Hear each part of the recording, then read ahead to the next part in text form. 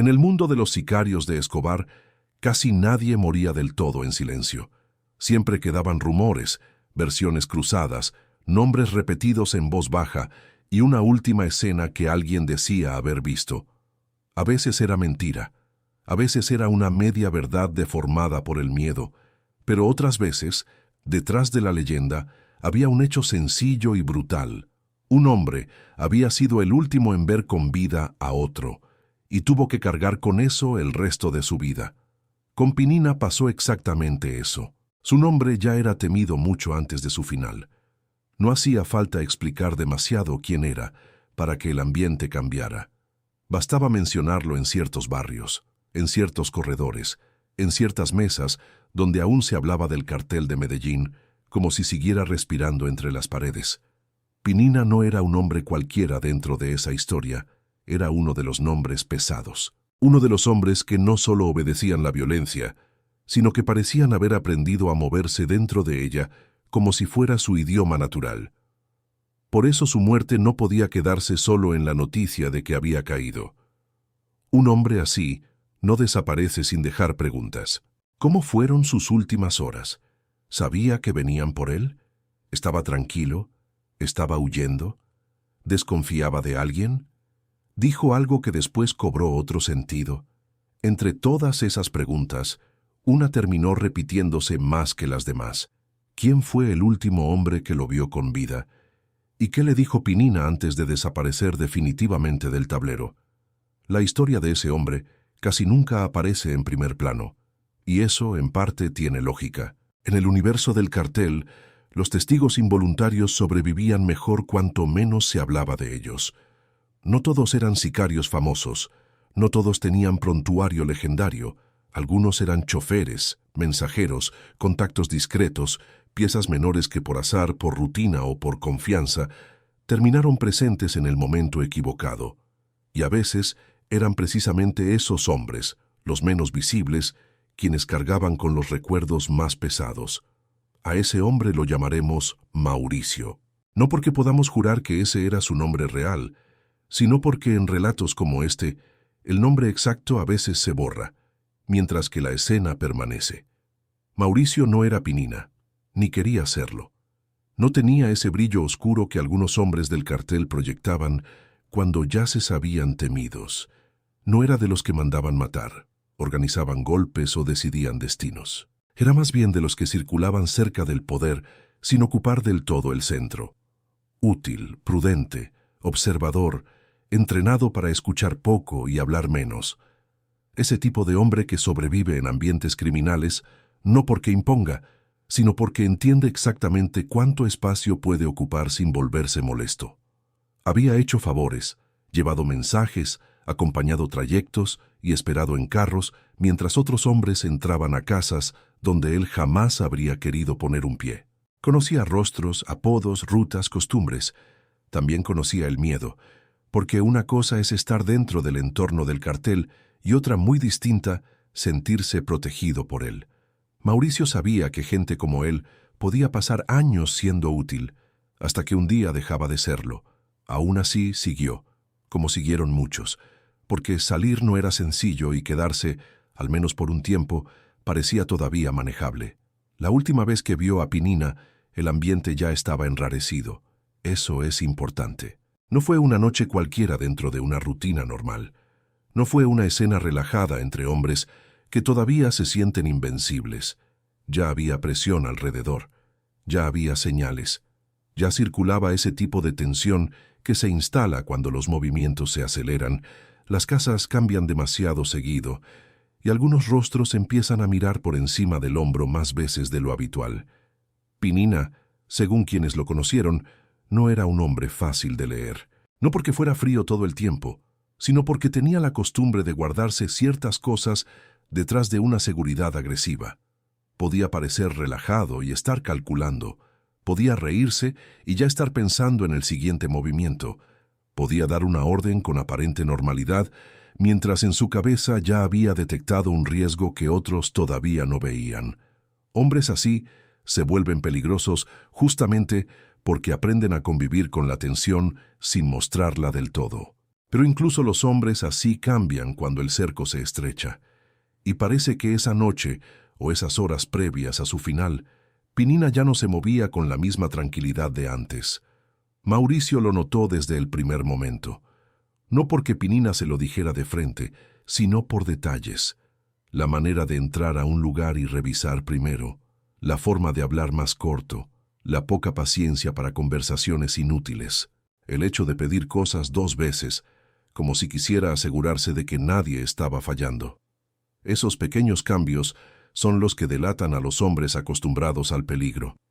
No necesitan decir algo anda mal. Su cuerpo ya lo está diciendo por ellos. El encuentro ocurrió en una casa discreta, una de tantas usadas como punto de paso, refugio temporal o espacio de coordinación. No era ostentosa, no buscaba serlo. Afuera podía parecer una vivienda común. Adentro, en cambio, se respiraba ese aire particular de los lugares ocupados por hombres que no viven, sino que esperan. Esperan noticias, esperan órdenes, esperan movimientos, esperan que la noche termine sin que alguien toque la puerta de la forma equivocada. Mauricio había llegado antes. Eso también importa, porque le permitió observar el ambiente antes de que Pinina apareciera. Había poco ruido, gente moviéndose con lo justo. 2 hombres armados en silencio, una radio encendida a bajo volumen, una mesa con café frío, cortinas cerradas. Nadie parecía en calma, pero todos fingían conocer perfectamente su papel. En esos sitios, el orden tenso era la única forma de evitar que el miedo se viera demasiado. Cuando Pinina entró, la habitación cambió. No por volumen, por peso. Hay hombres cuya presencia altera el aire aunque no levanten la voz.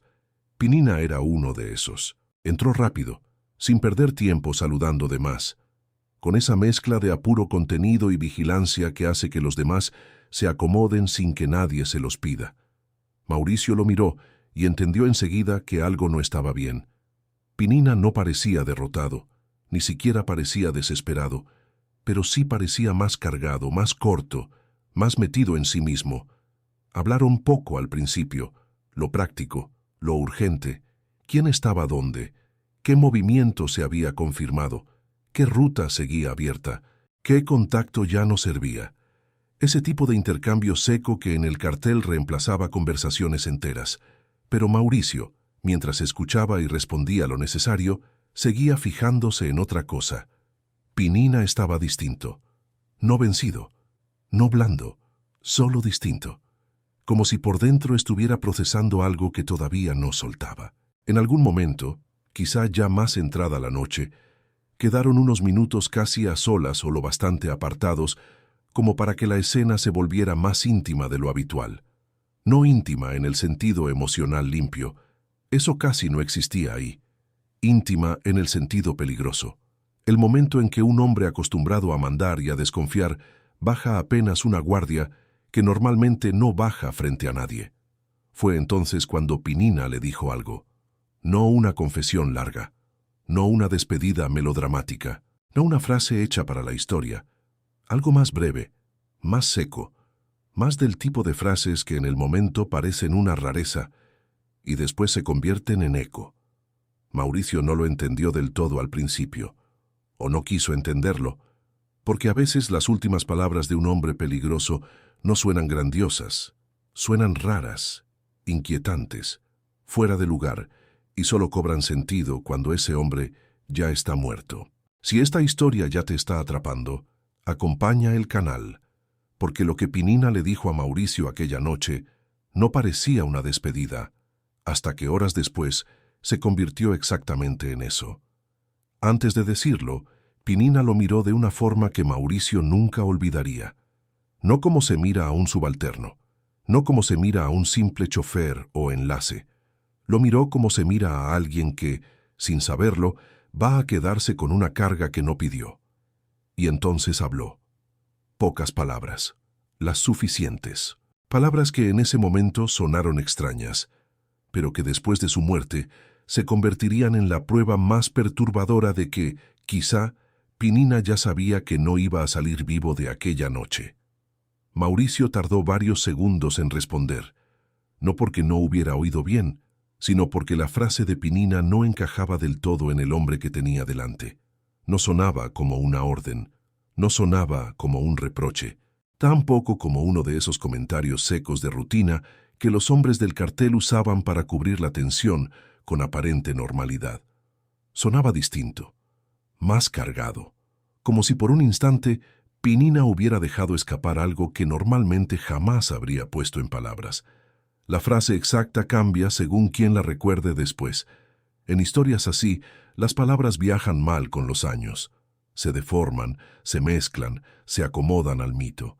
Pero el sentido que quedó fue más o menos el mismo.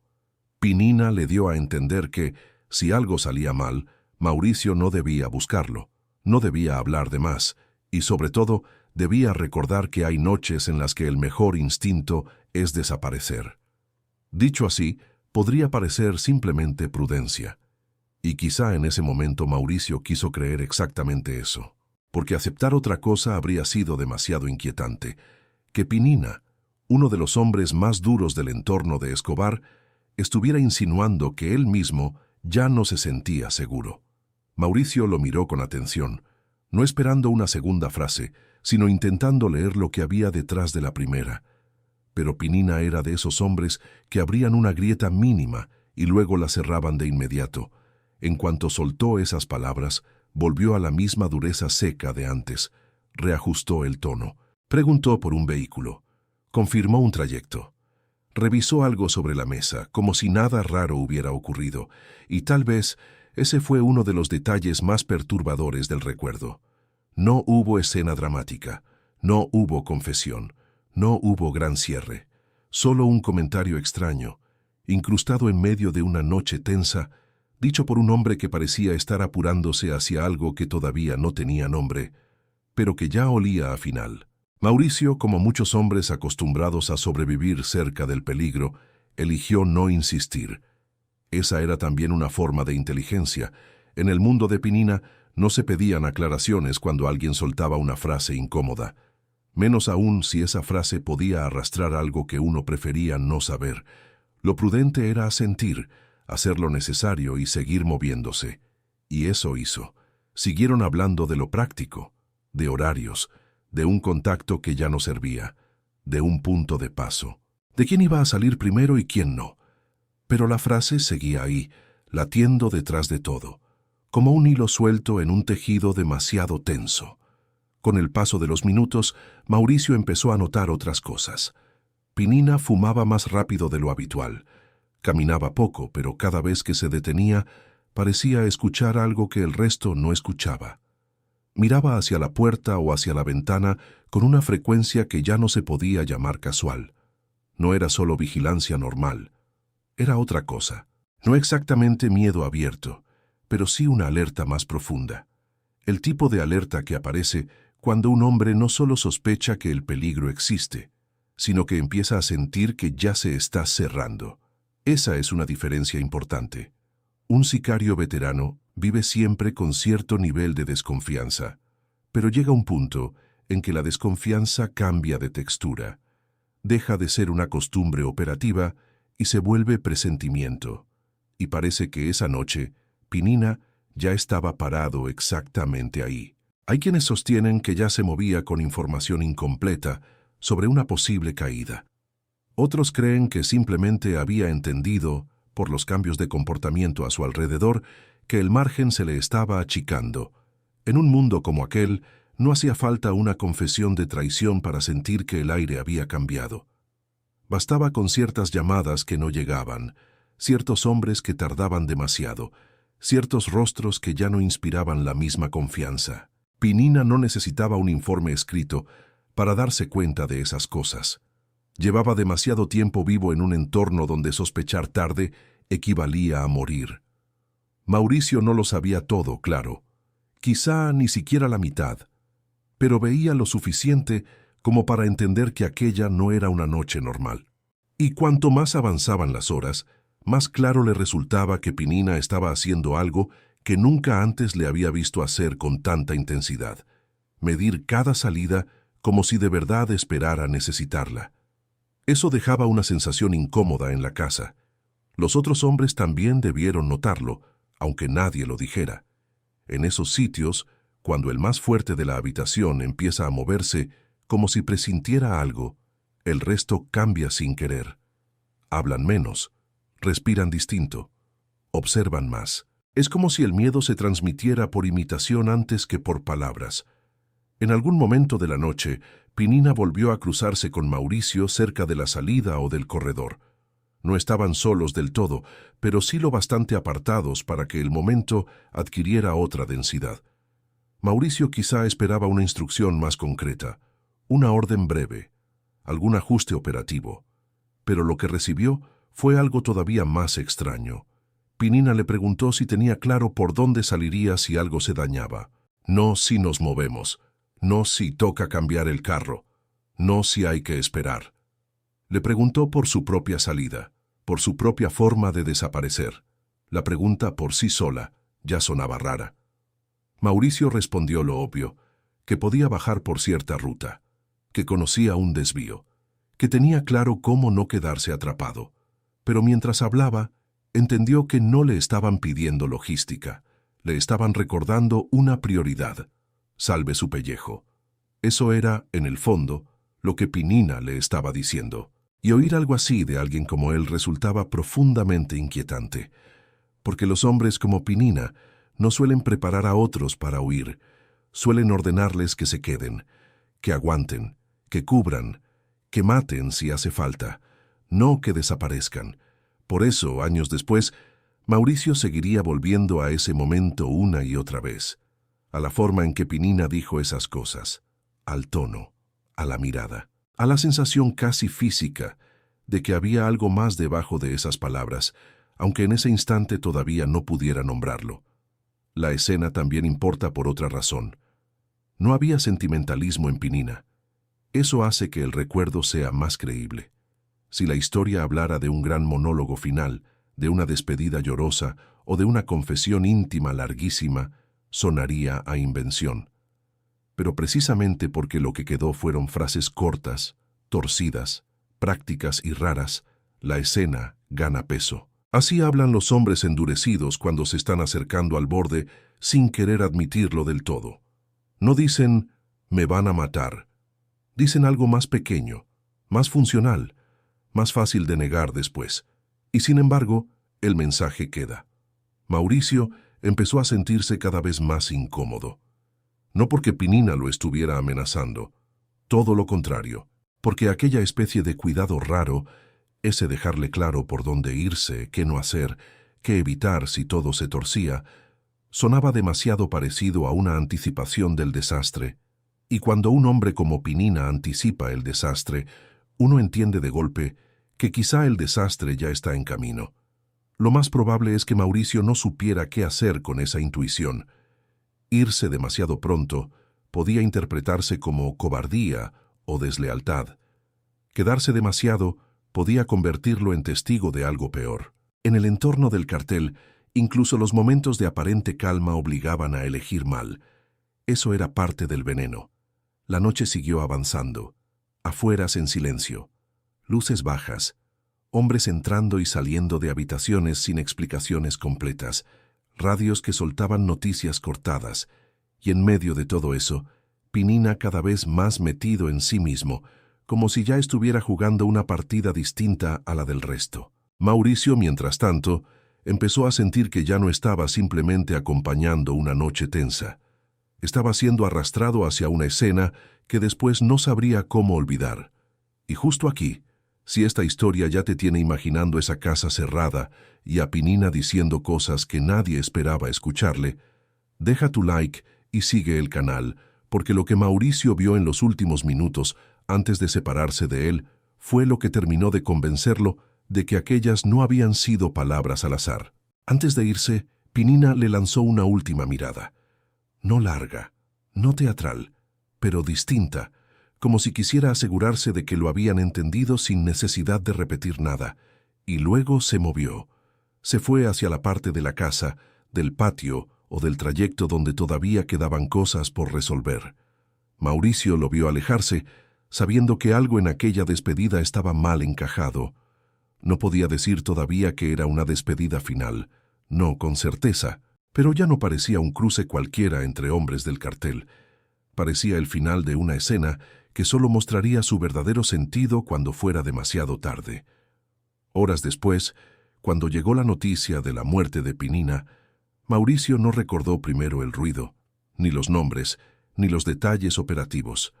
Recordó la frase, y entendió, con un frío insoportable, que acababa de convertirse en el último hombre que lo vio con vida. La noticia no le llegó con ceremonia. No hubo una llamada limpia, ni una voz tranquila al otro lado explicando lo ocurrido con detalle, ni un momento claro en que el mundo se dividiera entre el antes y el después. En historias como esa, las noticias caen rotas.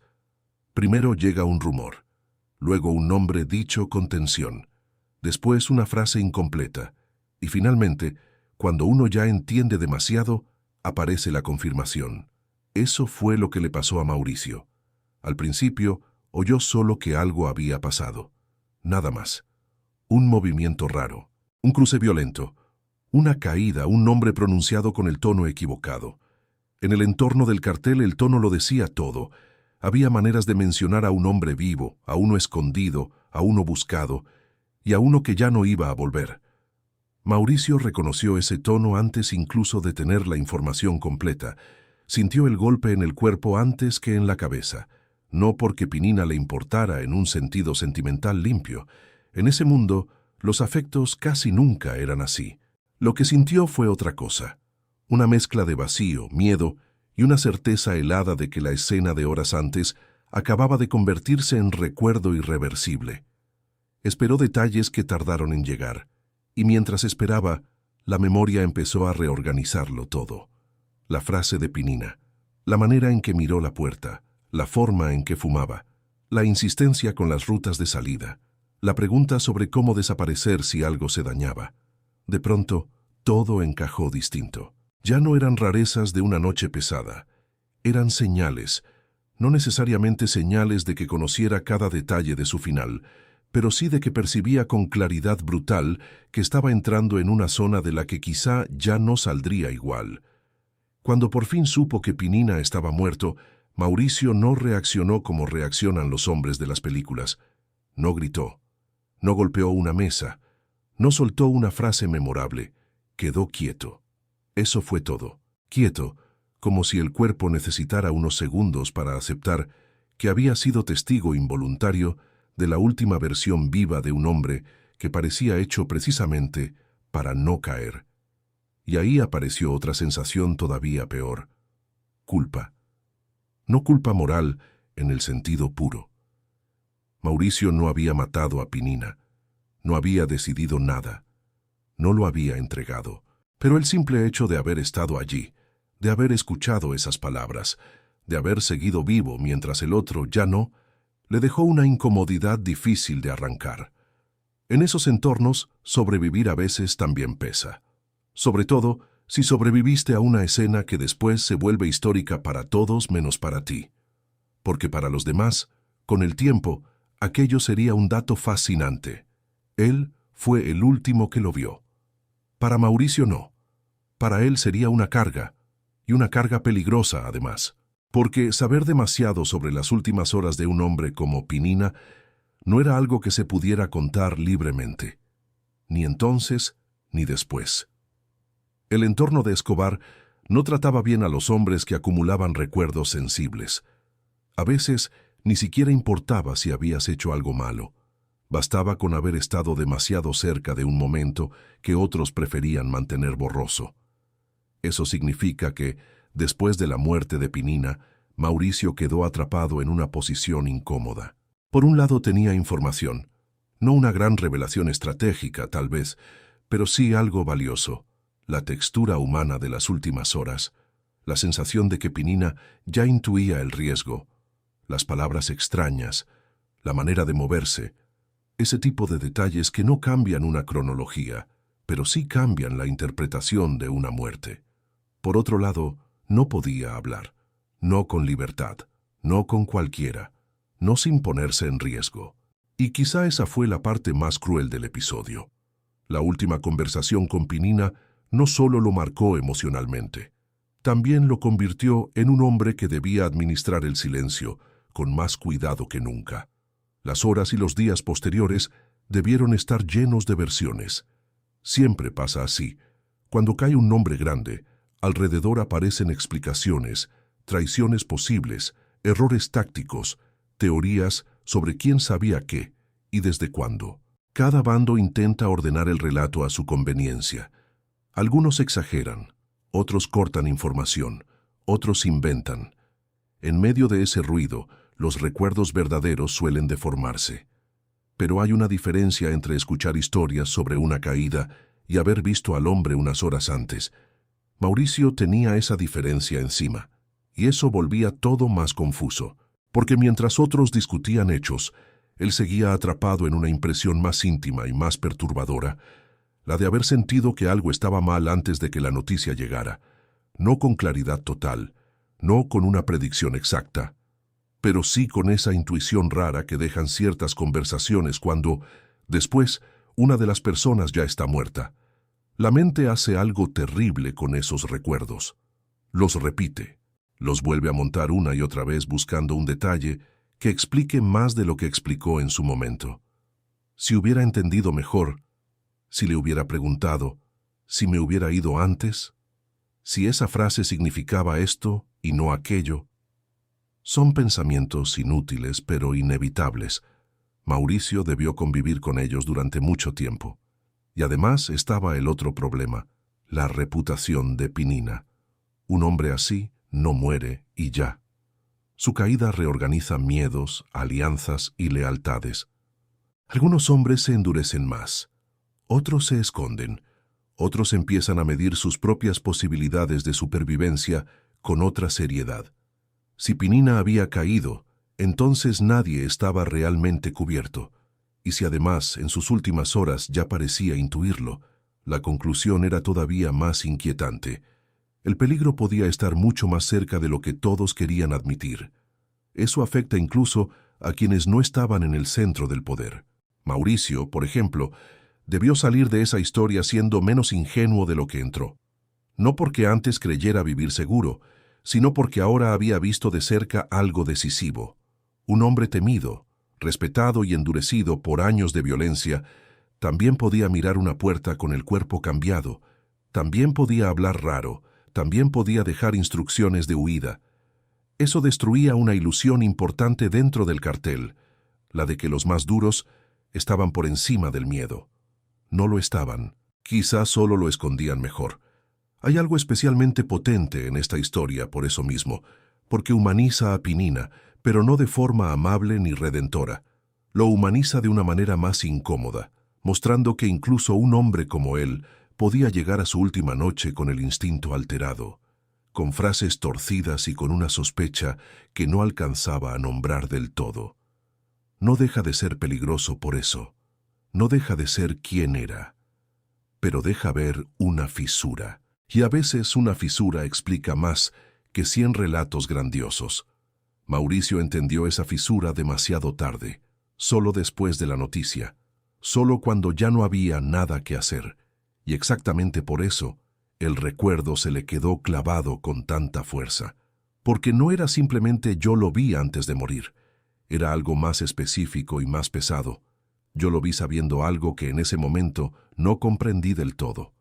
Eso marca distinto. Y si esta historia ya te atrapó, este es el momento de dejar tu like y seguir el canal. Porque lo más perturbador no fue solo que Mauricio fuera el último en ver a Pinina con vida, fue que tardó en entender que aquellas palabras ya eran, en el fondo, una despedida. Con el paso del tiempo seguramente aprendió a contar la historia de una forma más seca, más corta, más útil para no exponerse. Los hombres que sobreviven a ese tipo de recuerdos aprenden a administrar lo que dicen. Recortan, simplifican, cambian el tono, dejan fuera lo que duele más, pero por dentro la escena sigue completa. La casa cerrada, el humo, las luces bajas, Pinina caminando de un lado a otro, la pregunta sobre la ruta de salida, la frase rara, la última mirada, y luego nada, nada excepto la noticia de que ya estaba muerto. Ese fue el momento en que Mauricio dejó de ser solo una pieza menor del entorno y se convirtió, sin quererlo, en el hombre que cargaba la última versión viva de Pinina. No una versión mítica, no una versión gloriosa, la última versión humana. Y eso, en la historia del cartel, podía ser más inquietante que cualquier leyenda. Cargar con la última versión humana de Pinina no era un privilegio, era un peso, y en cierto modo, también una amenaza. Porque en el mundo del cartel de Medellín casi nada era inocente cuando se trataba de memoria. Saber demasiado podía ser peligroso, pero saber algo pequeño, íntimo y difícil de verificar, como una frase dicha antes de morir, una mirada distinta, una sensación de despedida, podía ser peor todavía. No porque te convirtiera en objetivo inmediato de todos, sino porque te dejaba viviendo con una verdad que no sabías cuándo callar, cuándo decir o a quién podía molestar. Eso le ocurrió a Mauricio. Durante los días posteriores a la muerte de Pinina, la ciudad siguió produciendo versiones. Siempre pasa así cuando cae un hombre de ese tamaño dentro de una estructura violenta. El relato empieza a pelearse en varias direcciones. Unos dicen que ya lo tenían ubicado, otros que hubo una traición, otros que él mismo se confió. Algunos juran que fue una cadena de errores, otros aseguran que estaba sentenciado desde antes. En esa mezcla de rumores y certezas, Mauricio tuvo que aprender rápidamente una lección básica. Su recuerdo no le pertenecía por completo. Pertenecía también al miedo, y el miedo manda callar incluso cuando uno tiene razón. No sabemos si alguien fue directamente a buscarlo para preguntarle por las últimas horas de Pinina, pero sería ingenuo pensar que nadie intentó reconstruir la escena. Cuando un hombre así cae, siempre hay quienes quieren saber cómo estaba, qué dijo, si sospechaba de alguien, si dejó señales, si nombró a alguien, si reveló algo sobre movimientos, refugios o desconfianzas. A veces esas preguntas llegan como interés genuino, otras veces llegan disfrazadas de simple curiosidad, y a veces llegan en el tono más peligroso de todos, el tono amable. Mauricio conocía ese tono, lo había escuchado antes, un tono que parece dejarte espacio para hablar, pero que en realidad te está midiendo. ¿Qué sabes? ¿Cuánto entendiste? ¿Se lo contaste a otro? ¿Tu memoria puede causar un problema? Esas son las verdaderas preguntas ocultas detrás de muchas conversaciones del entorno narco. Por eso, si algo hizo Mauricio después de la muerte de Pinina, seguramente fue reducirse, hablar menos, moverse menos, repetir solo lo imprescindible, convertirse en un hombre todavía más opaco que antes, porque entendió algo que quizá no había comprendido con total claridad hasta esa noche. En el cartel no solo se sobrevive obedeciendo, también se sobrevive siendo difícil de leer. El problema es que ciertos recuerdos no se dejan enterrar tan fácil. Mauricio podía guardar silencio con los demás, pero no consigo mismo. Su mente volvía una y otra vez a los mismos segundos.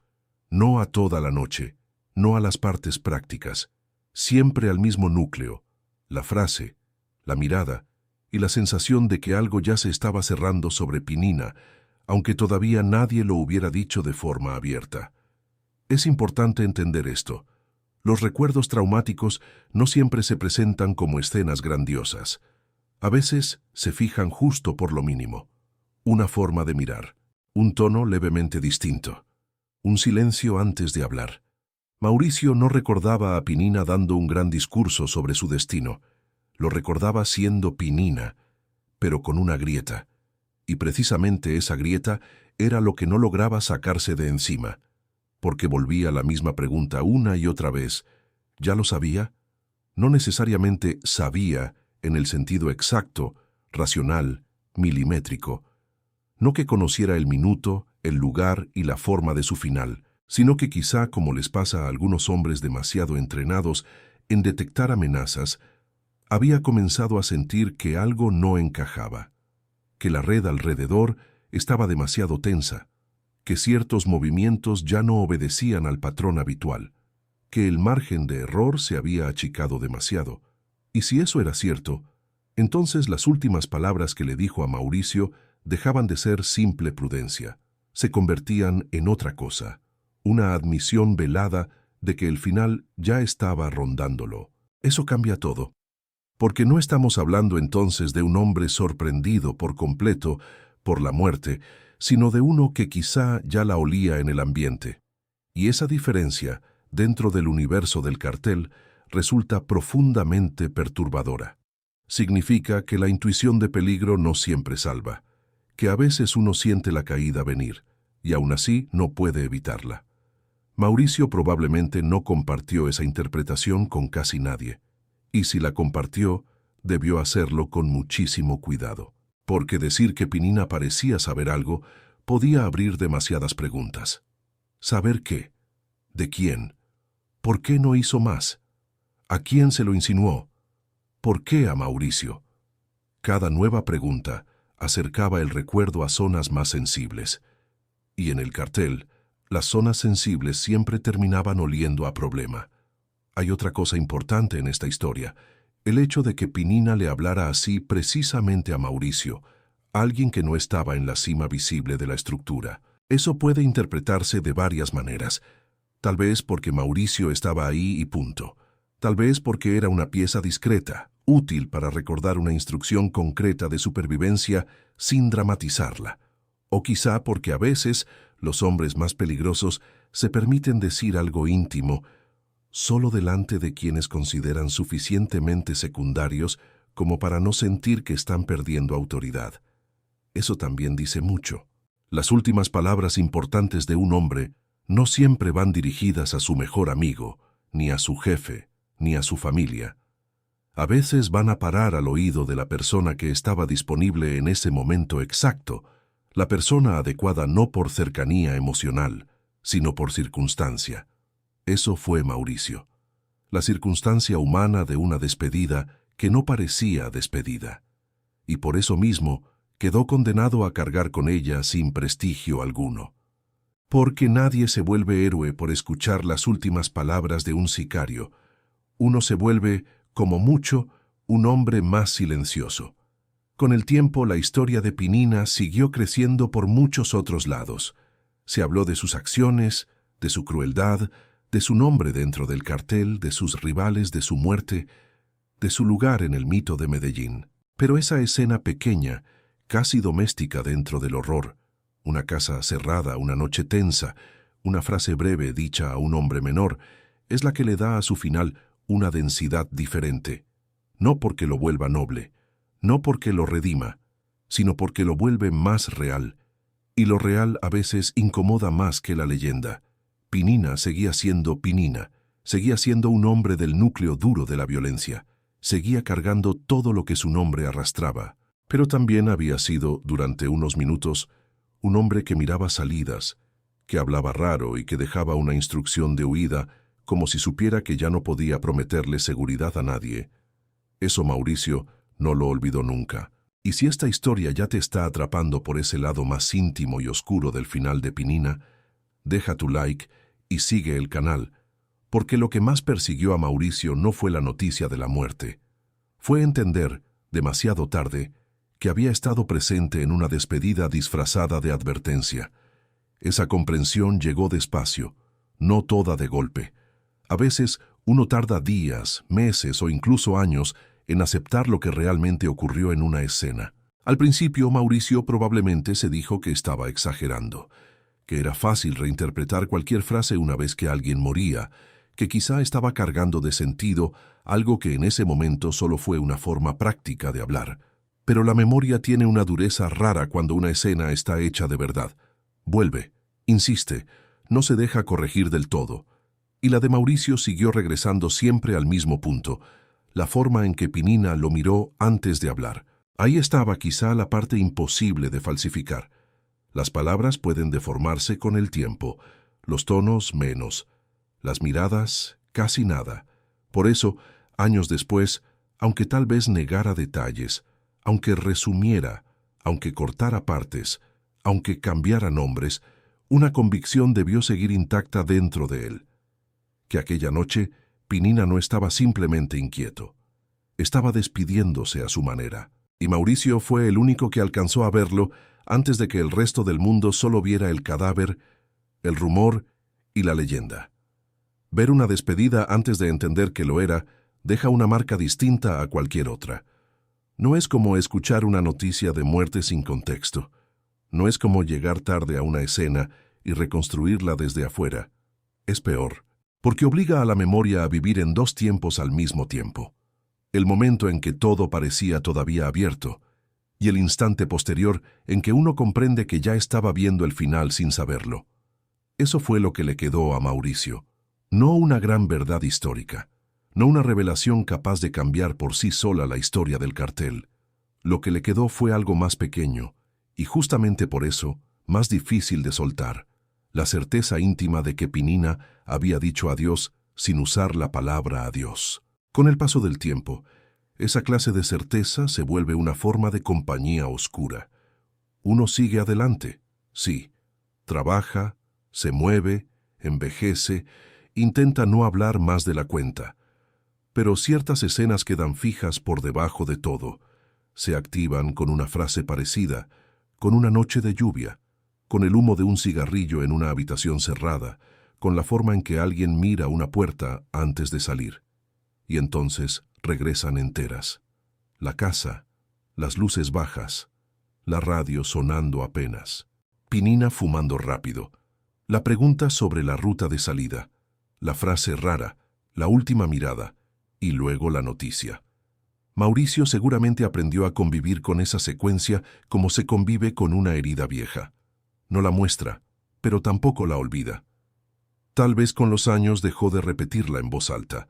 Tal vez incluso empezó a resumirla, hasta convertirla en algo mucho más seco, más corto, más soportable. Los hombres que sobreviven a ciertos ambientes se vuelven expertos en achicar sus propios recuerdos cuando alguien pregunta demasiado. No porque mientan del todo, sino porque saben que la verdad completa pesa demasiado y además puede ser peligrosa. Porque ese es otro punto clave de esta historia. Ser el último hombre que vio con vida a Pinina no era una medalla, era un riesgo, incluso años después. En el universo del cartel, la memoria nunca era un terreno neutro. Siempre podía tocar intereses, egos, versiones oficiales o medias verdades que otros preferían mantener intactas. Decir demasiado sobre las últimas horas de un hombre como Pinina podía incomodar a más de uno. No porque Mauricio supiera todos los detalles del final, sino porque sabía algo mucho más difícil de encajar en el mito, que Pinina no parecía invencible esa noche. Parecía alerta, tenso, casi preparado para una caída que no sabía nombrar del todo. Y esa imagen contradice ciertas fantasías que el narco deja detrás de sí. La fantasía del hombre siempre en control, la fantasía del sicario que no tiembla, la fantasía del ejecutor blindado hasta el último segundo. Mauricio, sin proponérselo, quedó con una versión más verdadera y menos cómoda. La de un Pinina todavía peligroso, sí, pero también alterado por un presentimiento. Un Pinina que seguía siendo él mismo, pero con una grieta visible para quien supiera mirar. Quizá por eso la escena sobrevivió tanto tiempo en forma de rumor. Porque las historias más poderosas no siempre son las más sangrientas ni las más grandiosas. A veces son las que muestran a un hombre temido dejando escapar una frase mínima que, después de su muerte, se vuelve insoportable de recordar. Eso es lo que hace tan fuerte este relato. No se apoya en una balacera contada 20 veces. No depende solo del dato de que Pinina murió. Su fuerza está en otra parte. En el último cruce humano antes del final. En ese pequeño momento donde el mito se afloja apenas y deja ver a la persona detrás del nombre. No una persona inocente, no una persona buena, pero sí una persona que, por unos minutos, pareció sentir el borde acercándose. Mauricio no pudo impedir nada. Eso también importa. A veces, cuando escuchamos historias así, aparece la tentación de buscar un gesto heroico que no llegó. ¿Por qué no hizo algo? ¿Por qué no preguntó más? ¿Por qué no lo advirtió? Pero esas preguntas suelen hacerse desde afuera, desde una distancia cómoda. En la realidad del cartel, un hombre como Mauricio no estaba parado en el lugar de un salvador. Estaba parado en el lugar de alguien que apenas intentaba salir vivo de una noche tensa, sin entender todavía del todo su tamaño. No tenía el poder de cambiar el curso de esa historia. Solo tuvo el privilegio maldito de presenciar su antes. Y ese antes fue suficiente para perseguirlo. Con los años, probablemente muchos quisieron contar la muerte de Pinina como una pieza más del rompecabezas del cartel, una caída esperable, un ajuste, un desenlace violento dentro de una vida violenta. Y en parte tendrían razón, pero quedarse solo con eso es perder lo más inquietante, porque el final de Pinina no fue solo una muerte más dentro de una guerra criminal. También fue una escena previa, íntima y rara, donde uno de los hombres más duros del entorno dejó entrever que ya caminaba con algo oscuro pegado a la espalda. Eso es lo que Mauricio vio, y nadie puede convencerlo del todo de que imaginó esa impresión después. No, lo vio ahí mismo, en el tono, en el modo de mirar, en la insistencia con desaparecer si algo salía mal, en la forma en que la despedida quedó camuflada dentro de instrucciones prácticas. Por eso, si esta historia te atrapó hasta aquí, deja tu like y sigue el canal, porque pocas cosas revelan tanto sobre el mundo de Escobar como esta. No solo cómo morían sus hombres, sino cómo a veces algunos de ellos parecían sentir la muerte venir antes de que el resto del mundo oyera el primer rumor. Y al final, tal vez esa sea la razón por la que esta historia sigue golpeando tanto. No porque Pinina haya sido un hombre admirable, no porque sus últimas palabras lo rediman, no porque el recuerdo de Mauricio limpie nada. Golpea porque muestra algo muy humano en medio de un universo deshumanizado. El instante en que alguien, incluso alguien hecho de violencia, parece intuir que está entrando en su última noche. Mauricio no heredó dinero.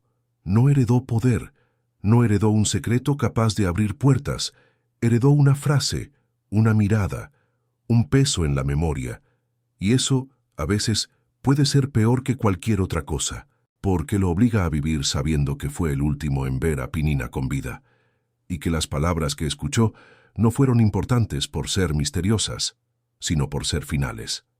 Finales sin anunciarse como tales, finales disfrazados de consejo. Finales que solo se entienden cuando ya no hay nadie a quien preguntarle qué quiso decir realmente.